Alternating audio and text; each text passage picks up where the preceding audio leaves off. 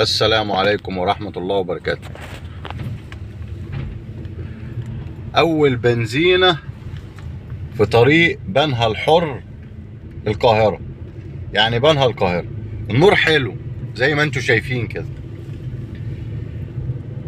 بعد ما بتطلع من البنزينة بقى مبيبقاش حلو، تلاقي نفسك ماشي على الطريق كده لوحدك كده في الضلمة دي. والسفر بالليل حلو، تقضي حاجتك بسرعة، بس وحشته في قلة النور. اي حد يا جماعة، الشتاء داخل علينا والنهاردة اول الشتاء، وكل سنة وانتوا طيبين. اي حد دلوقتي لازما يشيك على العربية بتاعته، مية، بطارية، المية بتاعت المساحات. زي ما انت شايف كده، بسم الله ما شاء الله، طريق جميل جدا وواسع، ما عليهوش لمبة. بتمشي كده في تسبيح ربنا سبحانه وتعالى، وبرحمته بتروح للمشوار بتاعك وترجع بيتك. ادعوا لنا نرجع بالسلام.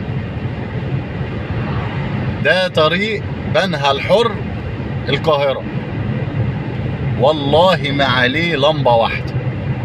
تقريبا المقاول المحترم اللي عمل الطريق ده عمل فيه كل حاجة ونسي اللمط، حتى مقلل في اليفط شوية. الحاجة الوحيدة اللي عليه جميلة الرادارات، كل حوالي 3-4 كيلو رادار محترم كده يجيبك لو انت عديت ال 120.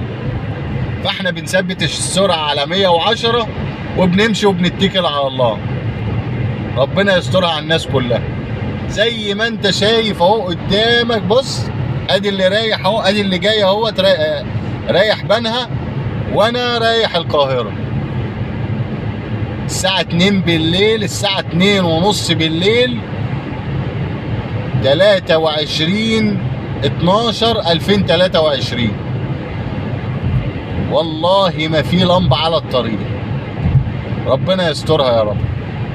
كل سنة وانتم طيبين يا جماعة، ليلكوا زي العسل. دعواتكم.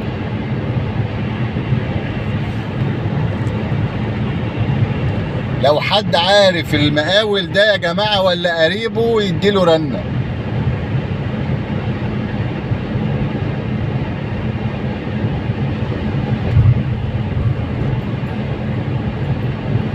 والله انا ماشي بالعربية عشان الاقي لمبة واحدة، عشان اعرفكم اما الواحد بيبقى ماشي في الضلمة بيبقى عامل ازاي، واما بيبقى ماشي في النور الدنيا بتبقى عاملة ازاي. بنبعد عن الحوادث، ربنا بيستر الطريق، تبقى شايف كويس، حد معدي، حد واقف، حد راكن. انا دلوقتي لو في حد راكن او في حادثة انا مش هقف، لان لو وقفت اللي جاي مش هيشوفني، هتبص تلاقيه لابس فيك بالظبط، لان محدش بيبقى واخد باله. بص يا باشا الطريق، عشان بنزينة على الطريق اهي، بنزينة اليمة التانية، الدنيا اختلفت تماما. شفت النور اما بيبقى فيه نور الدنيا بتبقى عاملة ازاي.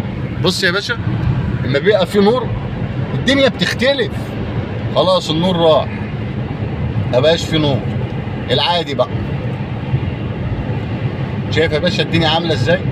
يلا خير، كل سنة وانتم طيبين يا جماعة، وسنة سعيدة عليكم، وربنا يسترها مع الناس كلها. تصبحوا على خير.